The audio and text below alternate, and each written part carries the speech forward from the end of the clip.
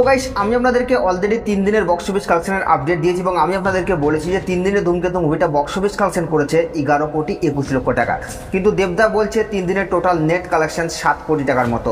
এবং আমরা জানি ডে 3তে ধূমকেতু বক্স অফিস কালেকশন করেছে প্রায় একটা রেকর্ড ব্রেকিং, মানে 300টার মতো সহ হাউসফুল দিয়েছে, যেখানে খাদান 100টা সহ হাউসফুল দিয়ে 1 কোটিরও বেশি ব্যবসা করে।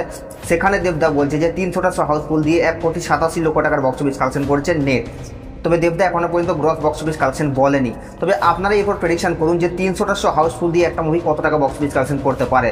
তবে আমরা যদি ডে 4-এর কালেকশনকে নিয়ে কথা বলি, তাহলে ডে 4-এ মুভিটা প্রায় 480টা হাউসফুল দিয়েছে এবং অনেক সিঙ্গেল স্ক্রিন আছে যেগুলো অলরেডি বুক মাই শোতে অ্যাড নেই এবং শো আরও বাড়ানো হয়েছে। তাহলে 480টা হাউসফুল দিলে মিনিমাম বাইজ 4.5 থেকে 5 কোটি টাকার মধ্যে বক্স অফিস কালেকশন করার কথা। তবে আমি বিভিন্ন নিউজ পোর্টালের সোর্স থেকে যেটা জানতে পেরেছি, এই মুভিটা তার ডে 4-এ বক্স অফিস কালেকশন করছে প্রায় 4 কোটি 20 লক্ষ টাকার মতো। এবং টোটাল 4 দিনের যদি আমি আপনাদেরকে গ্রস বক্স অফিস কালেকশন বলি, তাহলে টোটাল 4 দিনে মুভিটা গ্রস বক্স অফিস কালেকশন করেছে 15 কোটি 23 লক্ষ টাকার মতো। তো দেবদার যে বক্স অফিস কালেকশন আপডেট এবং আমাদের যে বক্স অফিস কালেকশন আপডেট সেটা অনেকটাই ডিফারেন্ট। তবে দেবদা এতটা কমই বলছে কেন আমরাও জানি না। তো এটা নিয়ে আপনাদের কি মতামত আপনারা নিচের কমেন্টে অবশ্যই জানাবেন, আর সাবস্ক্রাইব করে দাও নেক্সট ভিডিওর জন্য।